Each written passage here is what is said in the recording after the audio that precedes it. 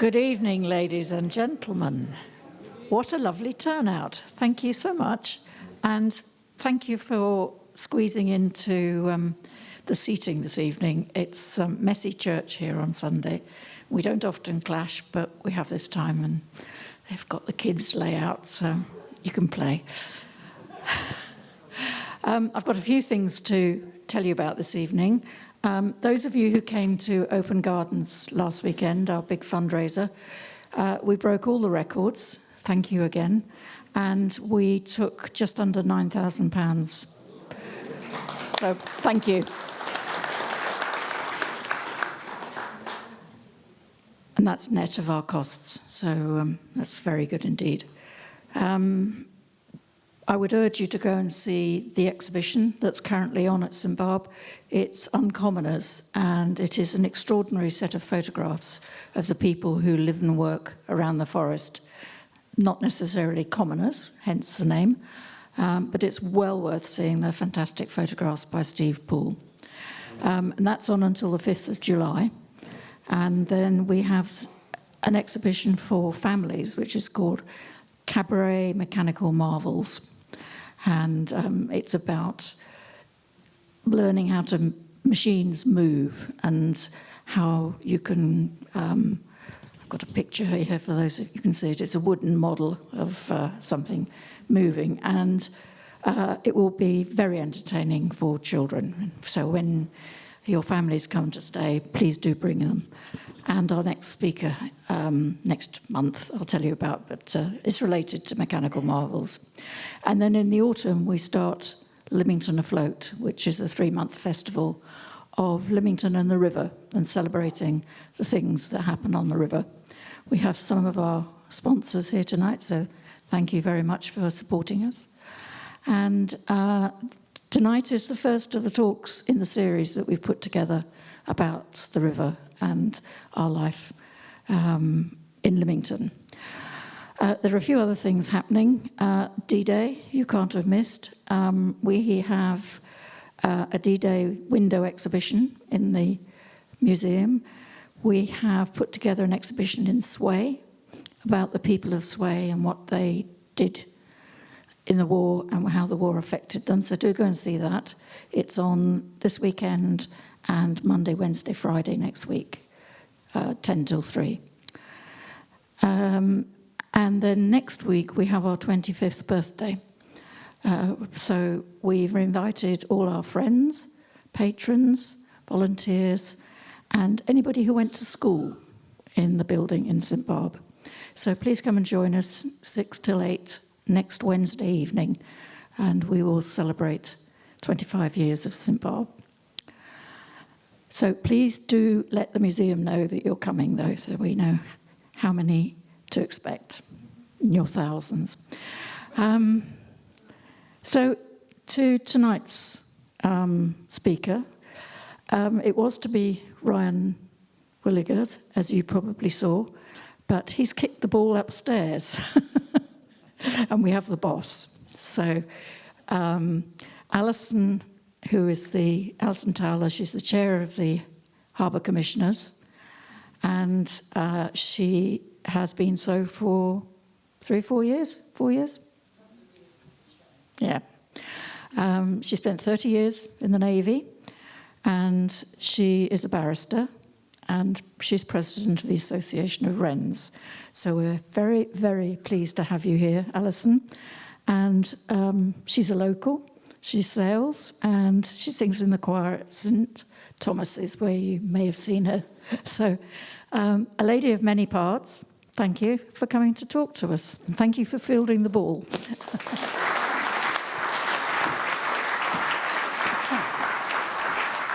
Well, thank you very much, Prue. Thank you for the introduction. And I must say, I'm delighted to be here tonight and to see a number of faces that I know from different sort of areas in which I move around the town. So, I'm the chair of the Lymington Harbour Commissioners, and I've been a Harbour Commissioner for 6 years and the chair for the last couple, and I've still got a couple of years to go. So my main area of expertise here tonight is in relation to what the Harbour Commissioners do, rather than the history of the harbour. However, there's quite a bit in here about the history of the harbour in a presentation that's been prepared primarily by Ryan.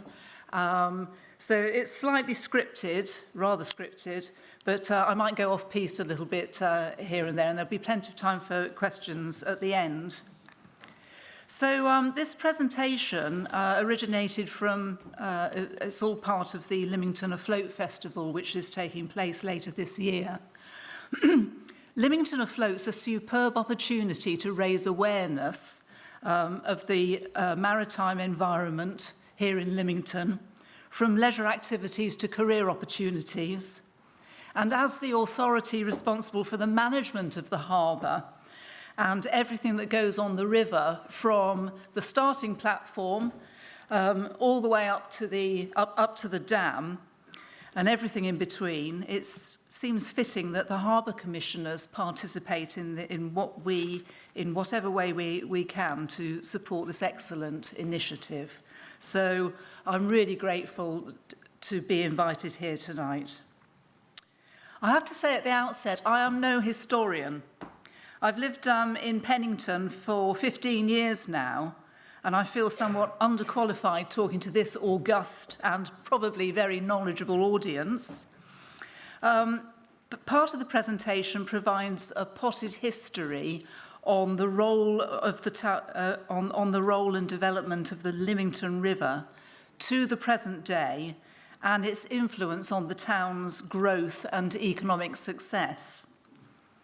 Now, that's the historic bit, and for those in the know, you might like to take it more as a refresher than adding any revelatory insight into the life of the harbour or the town.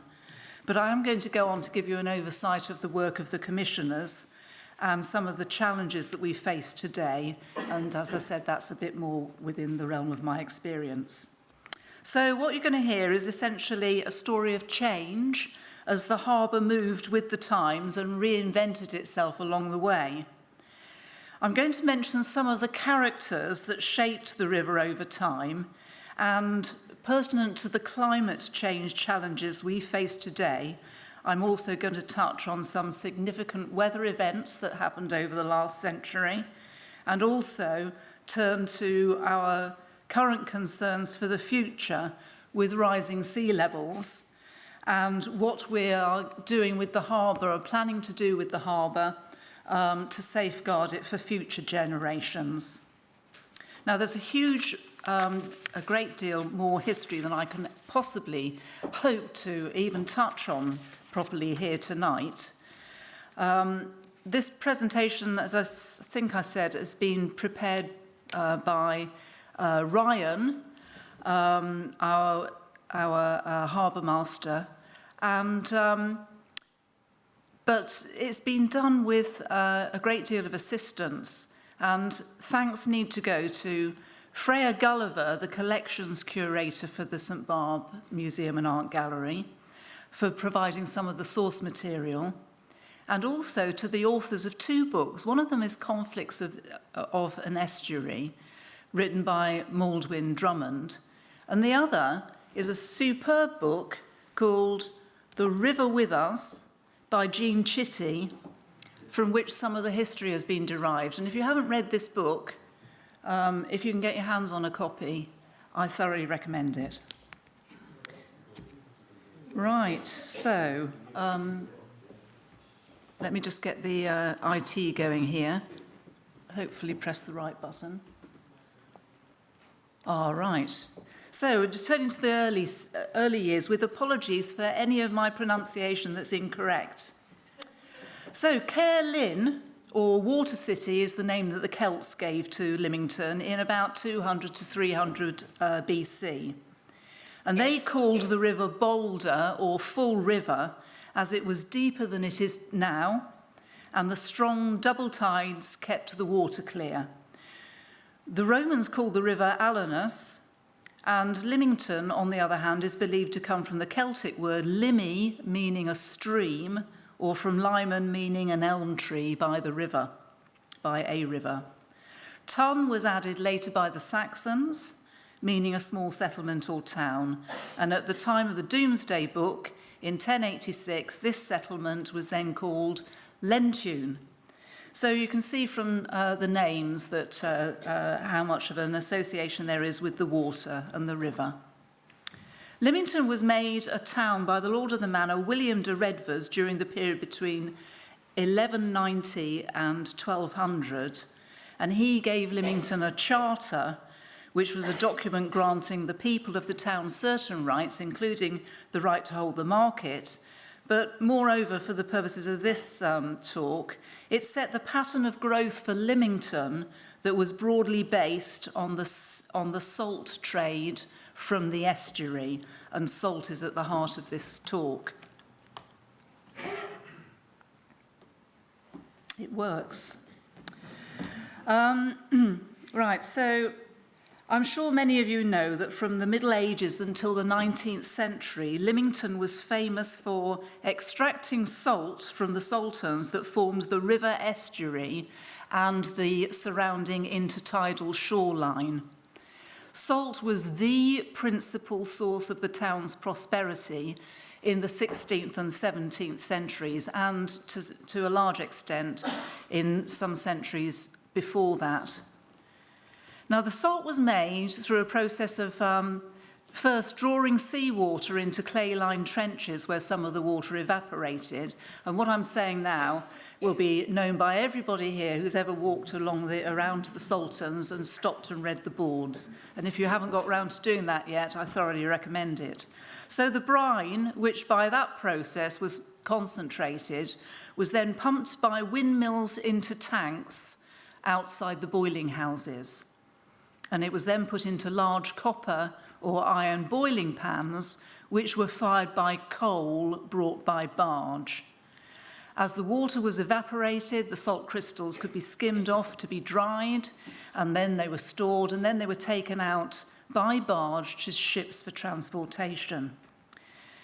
Now, clearly the coal had to come from somewhere. We didn't have it on our doorstep. And so the harbour and the river have a long history in the actual production of the salt. Alongside the continuing importance of salt production, in the late 17th century, a boat building industry began in Lymington, and we're going to hear more about boat building later. Celia Fiennes, a 17th century travel writer, said of Lymington, "Lymington is a seaport town. It has some few small ships and some little trade, but the greatest trade is by their salterns." Importantly, the salt marshes that formed the salterns also provided the sheltered waters that allowed the river to develop as a harbour. And the structure of sea defences remains just as relevant today as it was from the Middle Ages.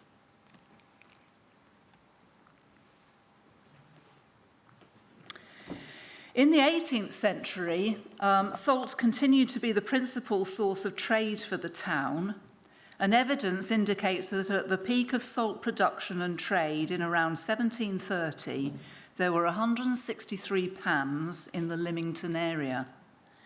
Between 1724 and 1766, Lymington exported 4,612 tons of salt in 64 ships to destinations including Newfoundland, America, Norway, Ireland and the Channel Islands, and the exporting ships returned with imports of other goods.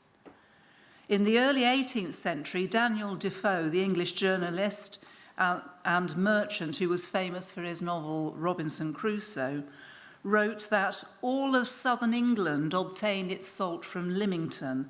Lymington, in that respect, was kind of the centre of the universe.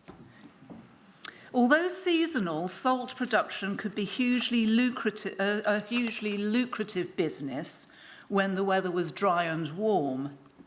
Records show that the owner of some of the Lymington salt houses, Mr. Charles St. Barb, made a profit of £25,000, which is equivalent to 2.2 million today, and that was after paying very heavy salt taxes. Now, by the middle of the 18th century, although Lymington continued to trade with Newfoundland, part of that trade was taken over by Poole and London. And then towards the end of that century, the salt trade was in decline due to much cheaper mined salt production in Cheshire, accompanied with the expansion of the railway network, which allowed salt to be transported anywhere in the country. Crippling salt taxes didn't help, and the last of the salt houses was closed in 1835. With the decline of the salt industry came decline in other commercial activities, including the exports of bricks and timber through the harbour. The shape of use of the river and harbour was already changing before the ultimate demise of the salt industry.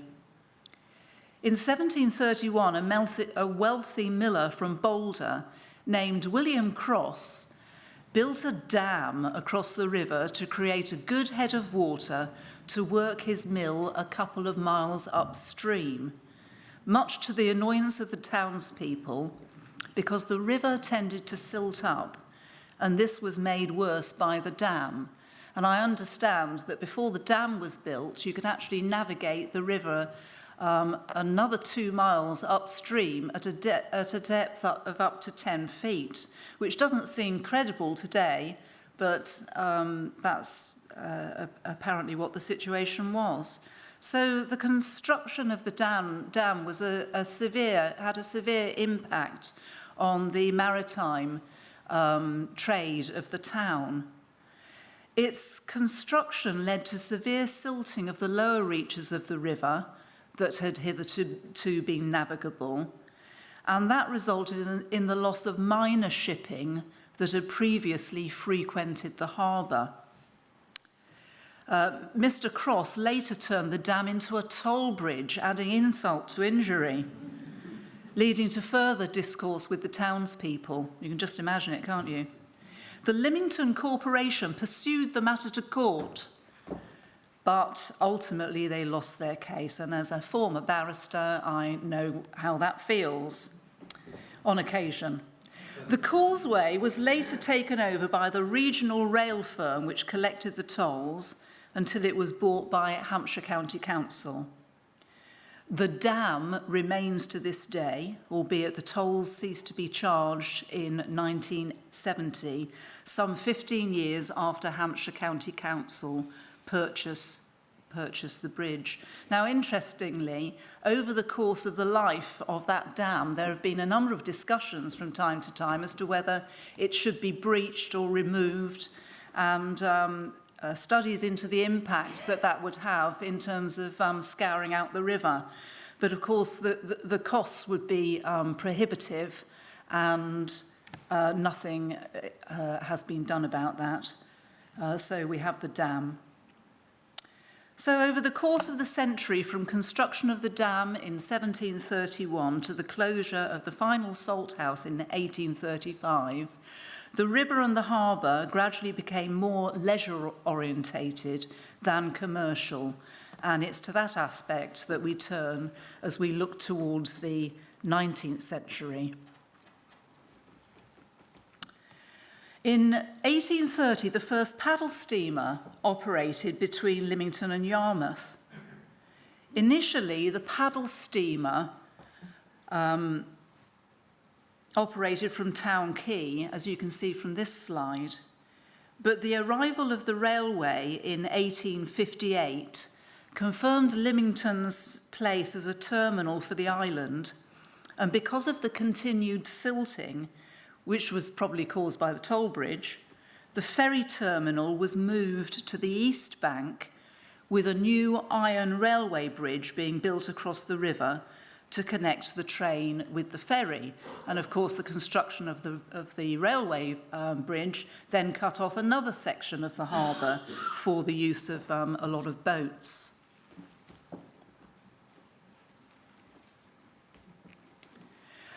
The town started to change almost beyond recognition shortly after the arrival of Thomas Inman, the ship and yacht builder, who came from Hastings in 1821.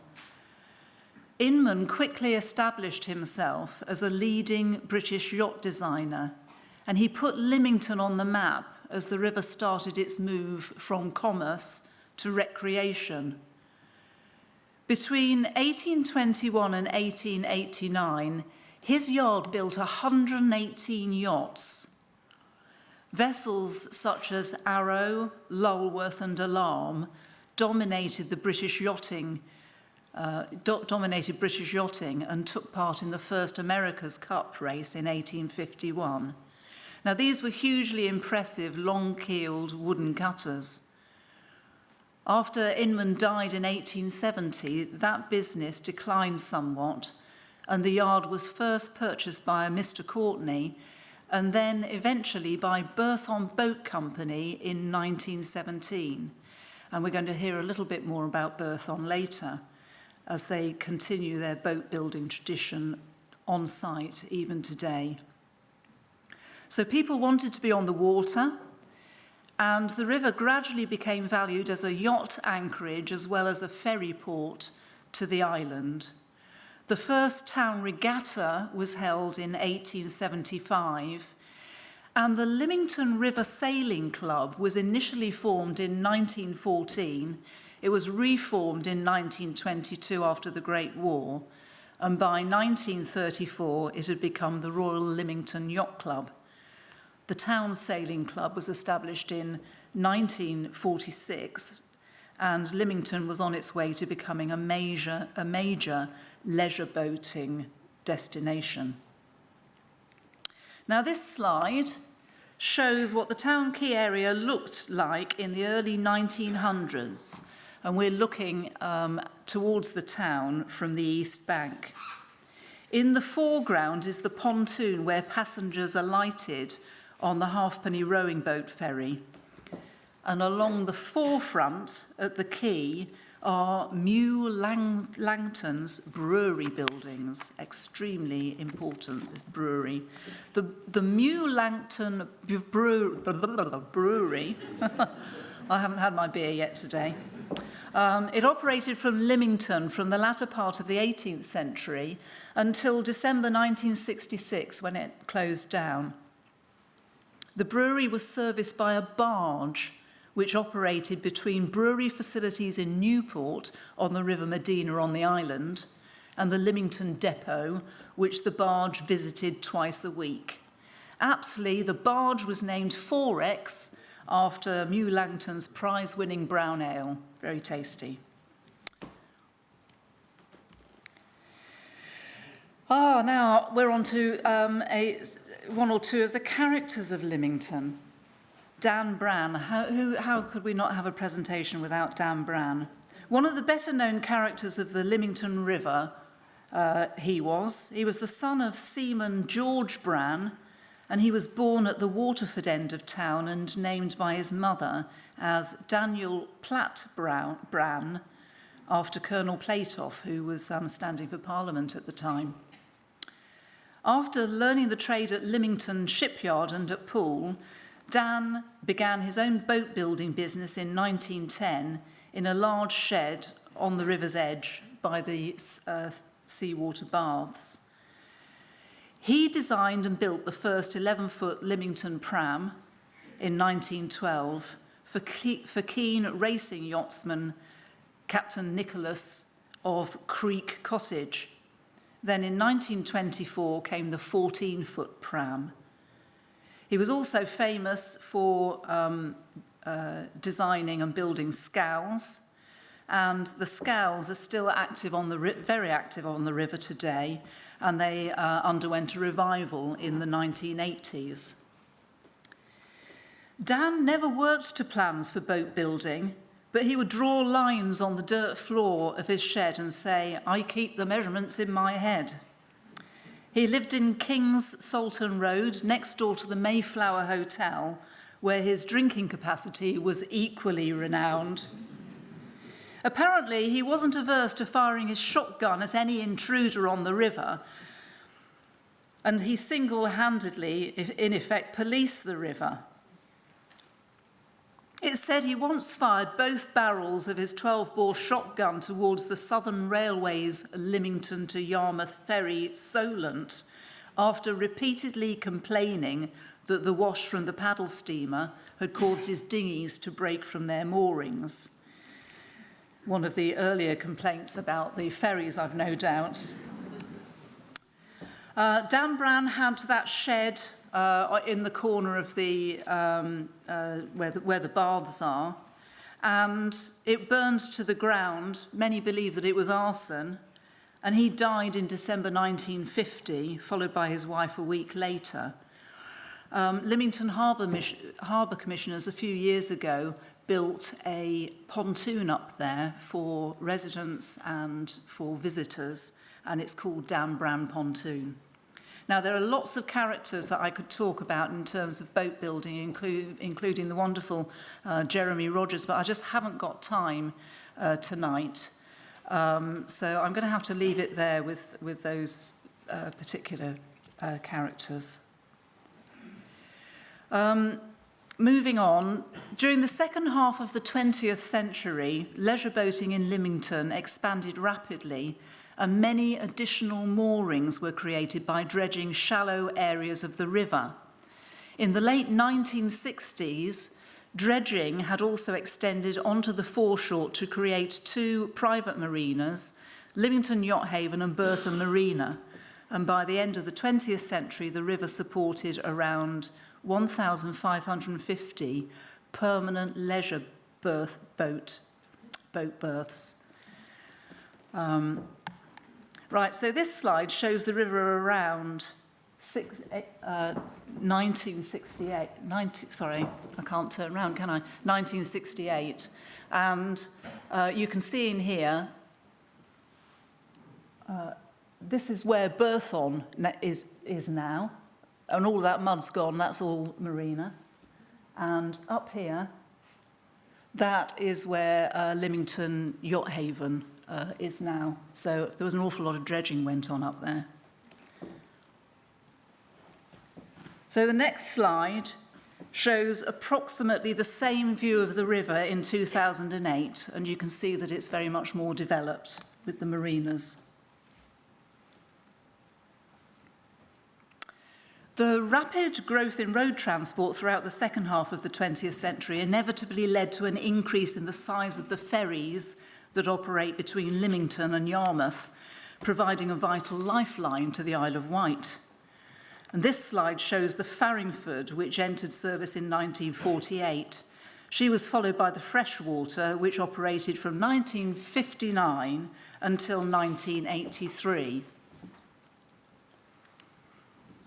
This slide shows the, I hope I've got this pronunciation right, the Kenwolf, which entered service in October 1973. She had 2 sister ships, the Kenred and the Caedmon, the latter being the last to enter service in 1983. And all of those retired from service in 2009 following the introduction of the W-class ferries that we have today. So this slide shows the W-class ferry White Sun.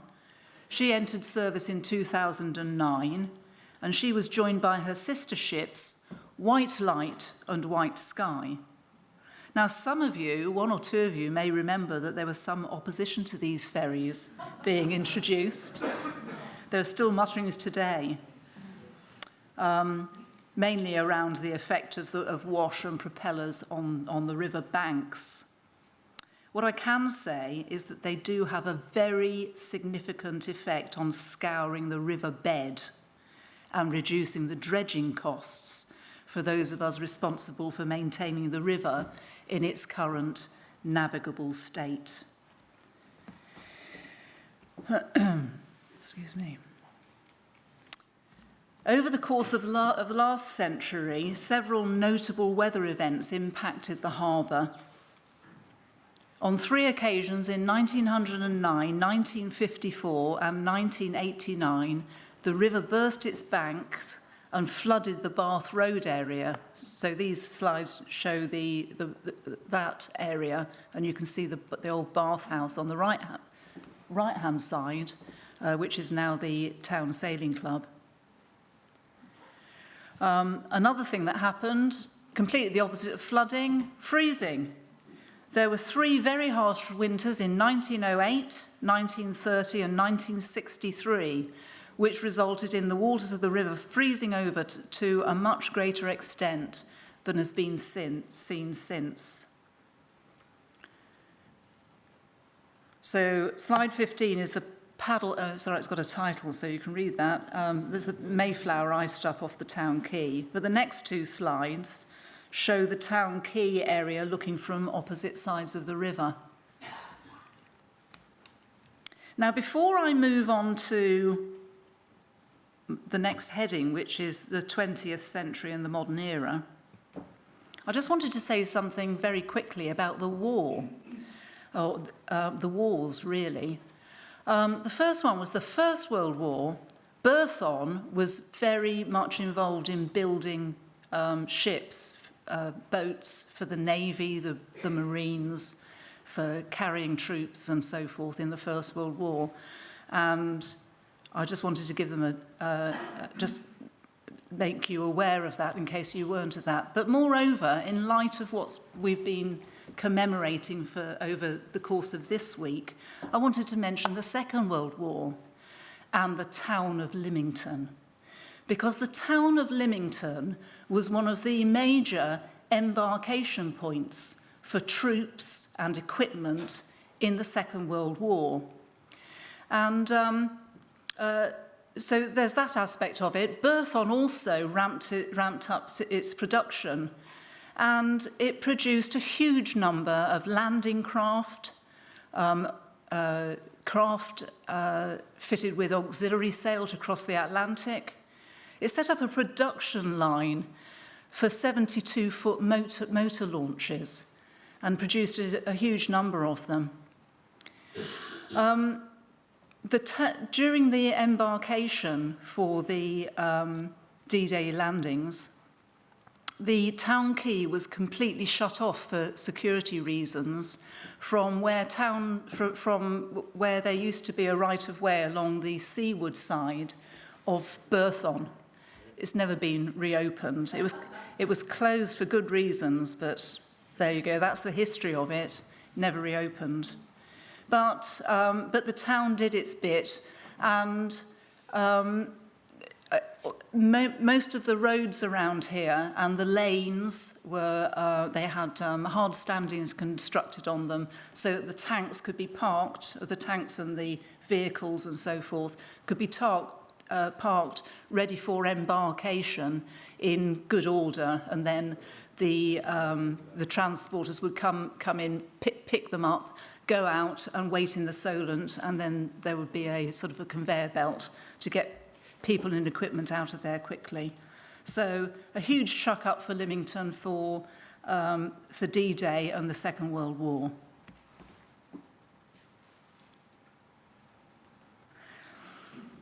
So now we're moving on to the next bit of the history, which is really why I'm standing here today. Because in 1951, the Lymington Harbour Commission was formed through an Act of Parliament to take over the assets and management of the harbour from the then Borough Council. The new organisation is what's known as a trust port. We're an independent statutory body run by a board of 10 commissioners for the benefit of stakeholders. And with the exception of the harbour master, we're all volunteers with a range of different experiences and skills. In the earlier years, the Commission was arguably less objectively independent. It included a number of people with a clear vested interest in the business of the harbour, whereas now, if we have any interests at all, we have to declare them. And in recent years, we've been governed by the Department of Transport's Ports Good Governance Guidance, which requires greater independence, more limited tenure in office, and a broad base of skills to ensure that proper management is undertaken on behalf of a wide body of stakeholders. Our constitution requires that port business is conducted in the interests of the whole community and that all surpluses are reinvested into the development of the harbour for current and future generations. We have a business with a turnover of about £2 million, and we use the money to maintain our statutory functions, which including operating an open port policy, keeping the harbour safe following the Port Marine Safety Code, conservancy work, including harbour protection, and I'm going to talk about that in a moment, dredging, maintaining aids to navigation, undertaking and publishing hydrographic surveys, and exercising navigational control, enforcement, and incident reporting and investigation. We also have commercial functions, including provision of pontoons, piles, and swinging moorings for local residents and visitors, and supporting shoreside facilities such as the shower block at Town Quay and the slipway facilities. We don't work in splendid isolation, but we work closely in consultation and sometimes partnership with the Crown Estates, the Environment Agency, Maritime and Coast Guard Agency, Trinity House, New Forest District Council and our local town council, Hampshire and Isle of Wight Police, and Natural England, to name but a few. The Harbour Master is supported by 5 permanent members of staff full-time and 4 part-time members of staff who manage the harbour and implement the policy decisions that have been made by the commissioners. And our primary function is to keep the harbour safe and open for business.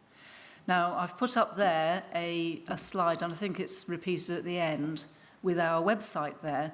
And for any non-sailors among you who haven't been to our website, I do recommend that you have a quick look at it. And there's a section called Navigation, and in there's a video which gives you a sailor's eye view and a bird's eye view of what it's like to come into the harbour and to move, to navigate through the harbour. It's very useful for visiting yachtsmen, and it gives you a really good insight into what the harbour looks like and where things are. Today, Lymington Harbour is one of the principal leisure boating destinations in the UK. It supports 1,600 permanent leisure moorings, and it welcomes 25,000 plus visiting boats each year, so it provides an important source of tourism for the town. The harbour supports a number of boat yards, chandleries and brokerages, and other providers of marine services, and it's an important provider of local employment. I don't have absolutely up-to-date figures, but in 2006, a study by Lymington Chamber of Commerce estimated that at that time, the harbour made a contribution of about £93 million a year to the local economy, and it supported 966 jobs, so nearly 100 million and 1,000 jobs. The harbour is also home to a small but important commercial fishing fleet and a number of commercial boat services such as angling trips, river cruises and boat charters. And the White Link Isle of Wight ferry service is also a major employer, and it'll make around 10,300 trips this year. Now, as a Board of Commissioners, we are very aware that boating can be expensive and it's sometimes viewed as elitist, but it doesn't have to be. And the current Board of Harbour Commissioners are very focused on making sure that the river continues to be accessible to as wide a body of water users as possible. This includes facilitating access for lower cost entry-level water sports such as canoeing, stand-up paddleboarding and dinghy sailing. We manage about 650 of the moorings available in the harbour, including swing, and fore and aft moorings on the river and pontoon moorings. Sorry, fore and aft moorings on the river and pontoon moorings. These are considerably cheaper than the commercial marinas at Burthon and Yacht Haven, and we run a waiting list for local residents who might wish to use them. I just wanted to mention Bath Road Slipway. We maintain Bath Road Slipway, which is a really important facility, not only for the dinghy sailors, paddleboarders, kayakers and canoeists, but also local leisure businesses, the lifeboat, and visiting trailer sailors and ribs. It's currently in need of significant repair, which is going to cost a heck of a lot of money, and we're working on a plan to keep it in operation well into the future.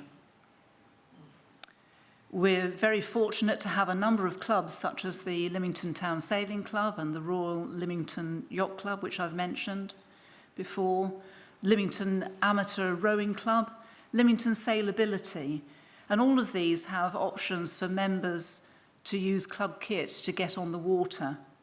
And the Royal Lymington and the Lymington Town Sailing Club also provide regular opportunities for local school children to get on the water in a supervised way and at very low cost without having to become a member. So now, the final section for tonight. The harbour's not without challenges today. Since the 1920s, the salt marsh that protects the harbour has been in decline, as has been the case elsewhere in the Solent and around much of the UK. And the causes include natural dieback of vegetation, erosion from waves and tides, and rising sea levels. Now, without the shelter afforded by the salt marsh, many of the moorings within the harbour today wouldn't be sustainable at all, and that would present a significant threat to the character and activities of the harbour and the associated socio-economic benefits to the town. So, noting the importance of sea defences, after a 4-year process to evaluate options, undertake environment assessments and obtain all the necessary consents. In 2010 and 2014, we built 2 phases of rock breakwaters, one on the east side of the channel and one on the west. And they're designed to replicate the protection provided by salt marsh that had already been lost from those locations. This image shows the approved plan for which we have permission to construct these breakwaters in 6 phases over a period of 40 years. And the actual time frame for each phase is determined by the rate at which the salt marsh is lost. So the longer we can wait to continue to build the breakwaters, the better. We went for rock breakwaters because we needed certainty as to the effect of them, and breakwaters are a tried and tested solution. We're only a small harbour, and the commissioners couldn't afford to spend money on a large-scale experimental soft engineering option at that time. We can't in the future either, for that matter. And we couldn't justify spending money from the harbour users of today, ultimately having to pay the bill for the future. So we went for the hard option, but we have looked at other options. We're still keen to explore cost-effective ways of beneficially using mud that's been dredged from the harbour each year, and we use that to recharge the marsh to slow the erosion, and even to create new salt marsh. We got a grant of £125,000 from the Crown Estate, and in February 2012 and 2013, we started to reinstate an area of salt marsh which had died back and where the bed levels were too low to support salt marsh growth. This involved pumping dredged mud into the affected area to raise the bed level. and we built brushwood polders and straw bales were used to block any small creeks and channels to retain the sediment while allowing the water to escape. What we didn't want to happen was just washing away more of the mud, which we were trying to replace. And as you can see from this photograph, the sediment was initially pumped into a pen and then allowed to settle. We subsequently discovered that just a few brushwood polders at the discharge point would have been sufficient, but that's what was done at the time. This image shows the pumped sediment which had successfully raised the seabed to the same height as that supporting the surrounding healthy salt marsh. And that image was taken about a week after the pumping ended in 2013. And you can see that it started to dry out. A few months later, you can see salicornia plants starting to become established. And about 11 years later, 70% of the restored area is still functioning as a healthy salt marsh today. I think that's an absolutely phenomenal success rate, 70% after 11 years. An important outcome from the scheme was that the monitoring provided regulators with evidence-based reassurance that the beneficial use of sediment to recharge salt marsh has an important place in future habitat management. But we didn't have...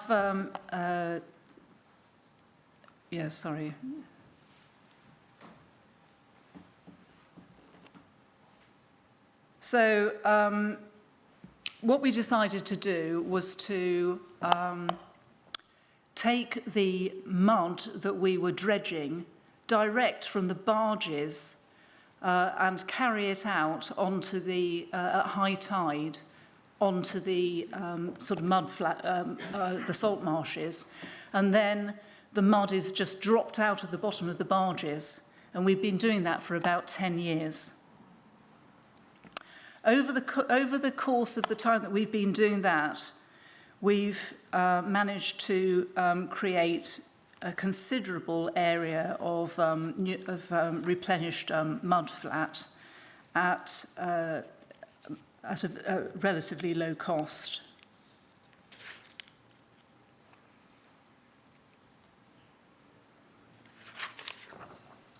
This shows the area that we've been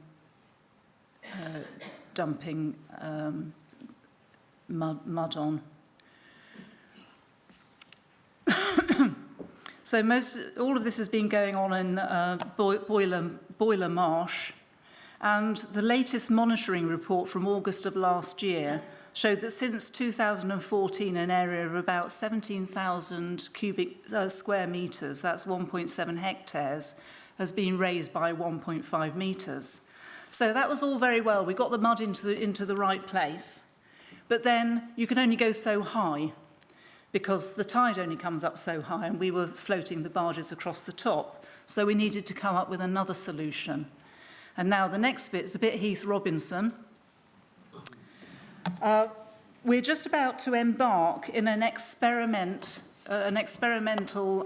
replenishment of the salt marshes, whereby the mud that we've previously dumped and which has settled is dragged up from where it is to a higher level and further up, and then we'll be able to bring more barges in from where that mud has been moved and start replenishing it from the seaward end again, so that gradually over the years, if it all goes well, we'll be able to replenish more of the mud flats. Now this is experimental. We're doing it with our partners Land and Water Earth Change. We're seeking funding for it, and we are hopeful that it will be successful. Now, that was a really quick canter through what's been happening in the harbour over the last few centuries and what we're doing today. And now I'd be very happy to take any questions.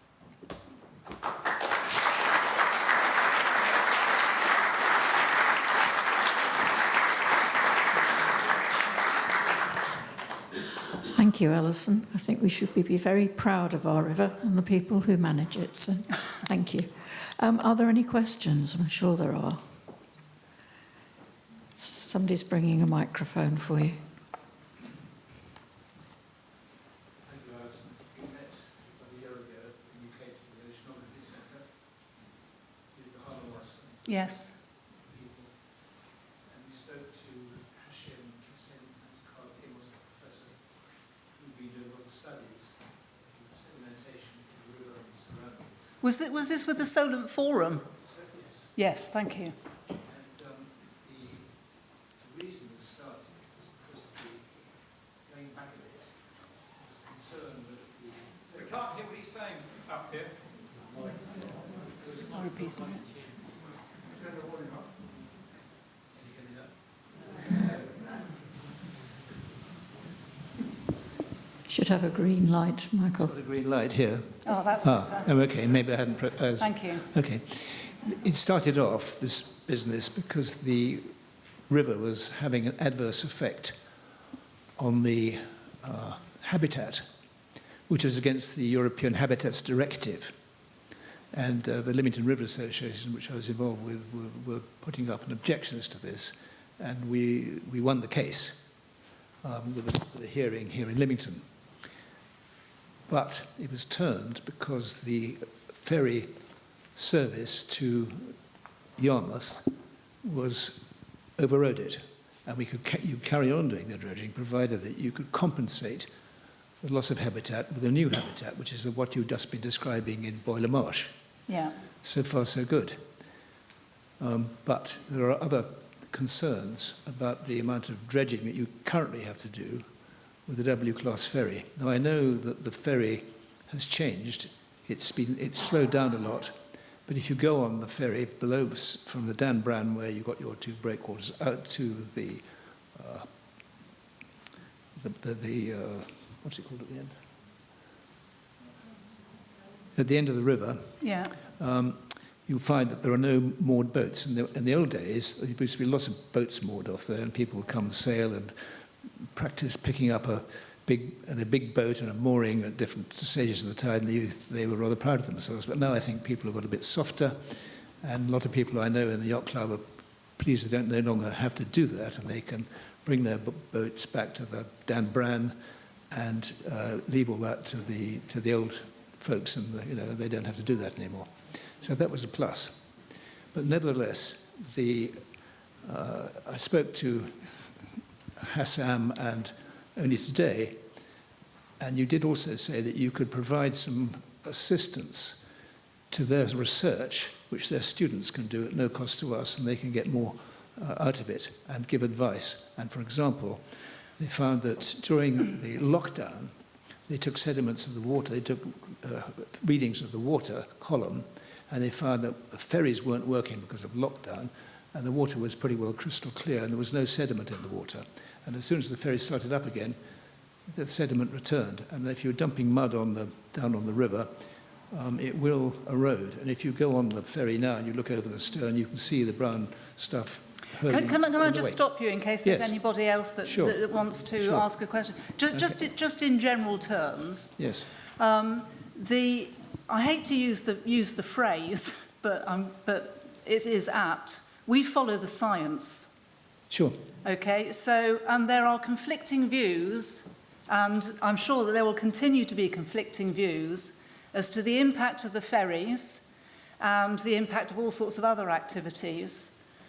The last study that we had showed that the ferries did not have any significant impact on the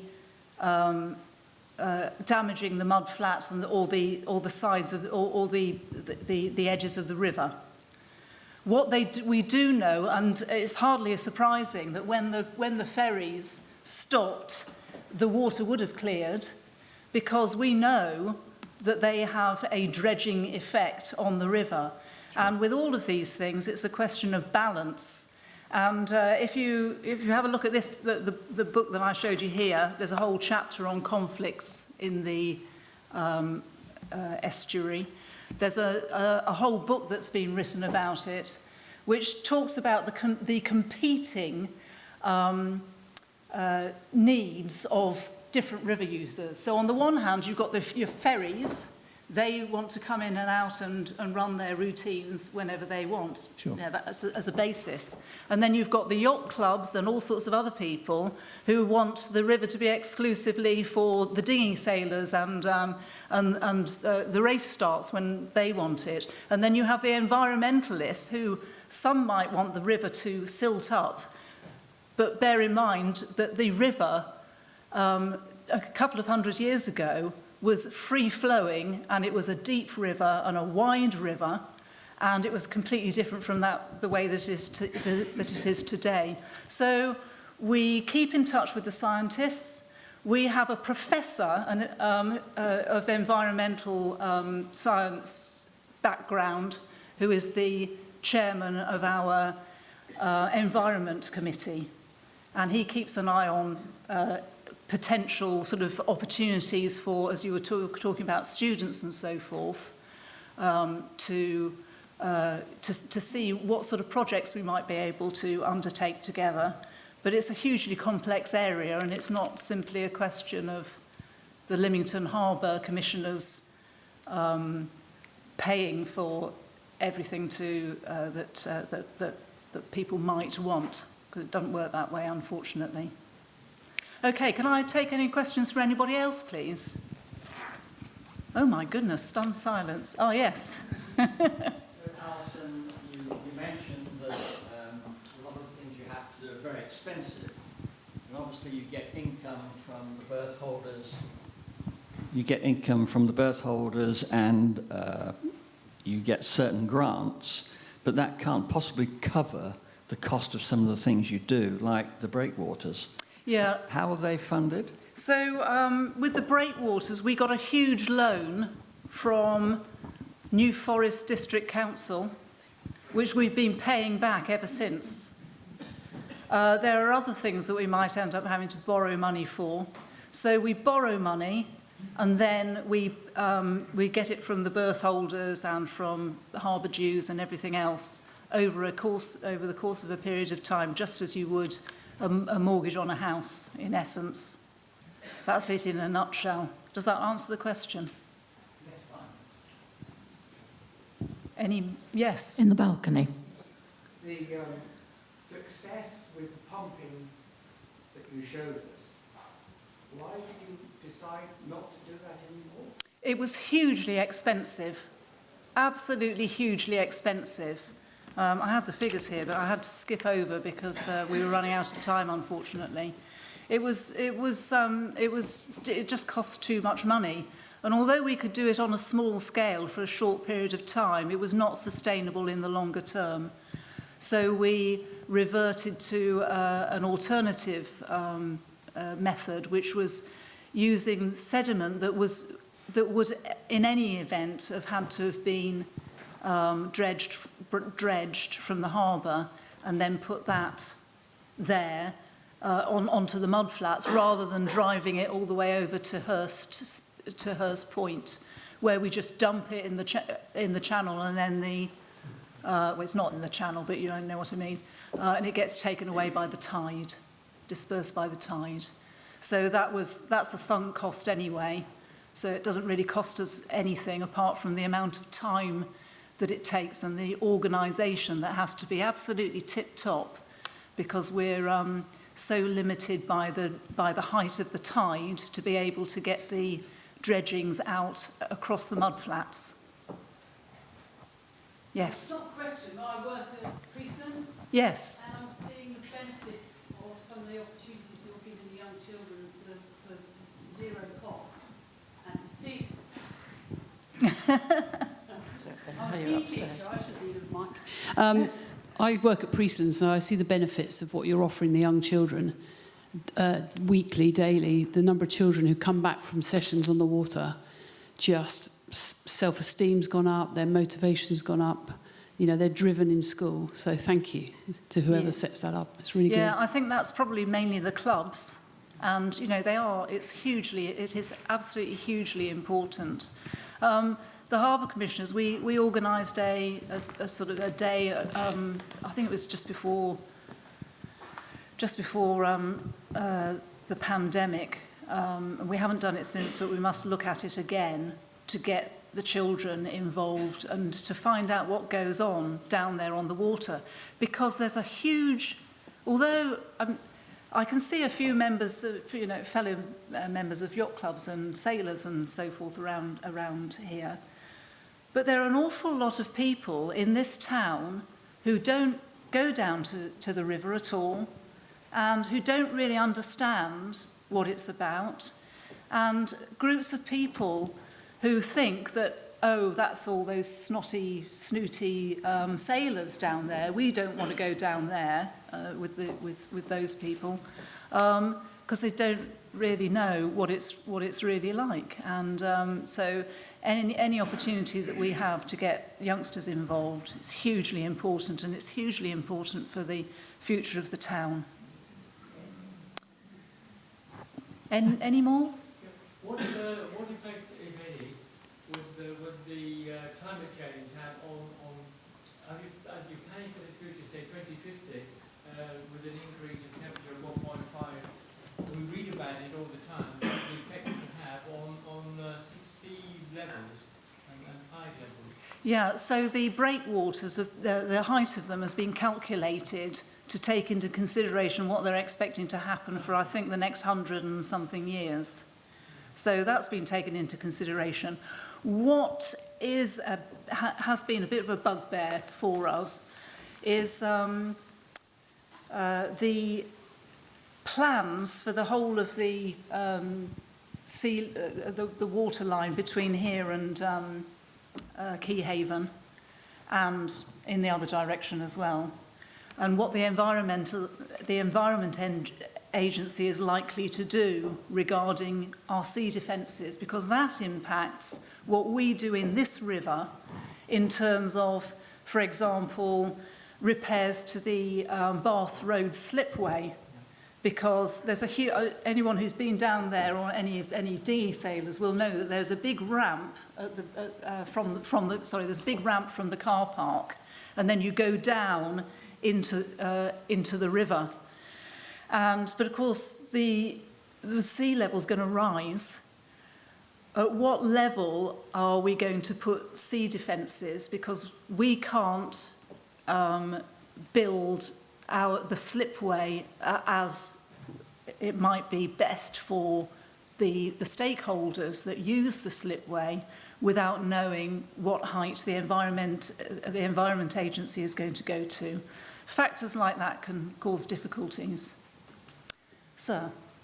Yes, I live in a house overlooking the valley just south of Boulder Bridge, which was the main port, and you can still see an artificially straightened bit of the river, and there's sandbanks there and various things. Yeah.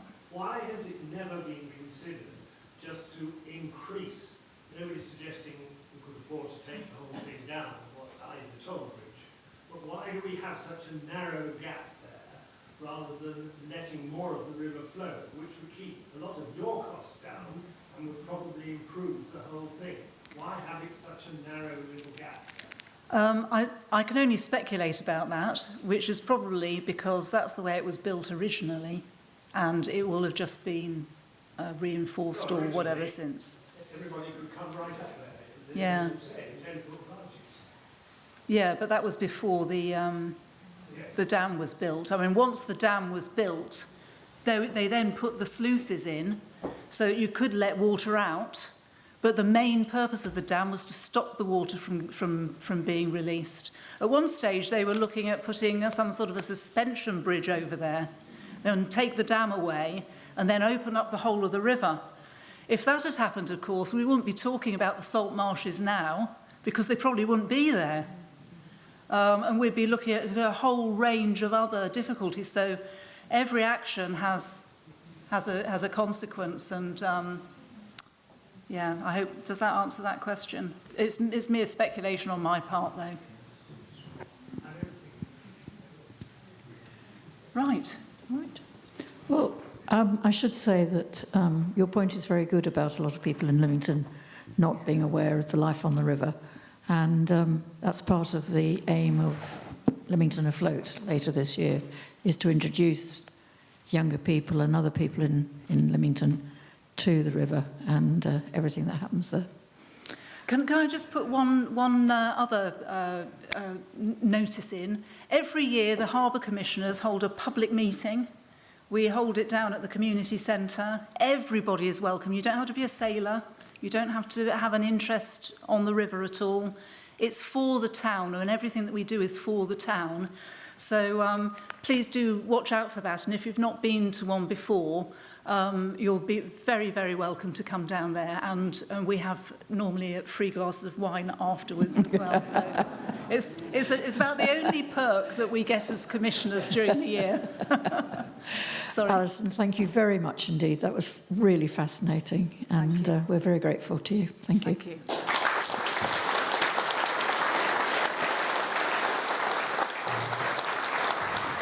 Right, before I let you escape, I need to tell you about the next talk, which is the last before our summer break, if summer ever arrives.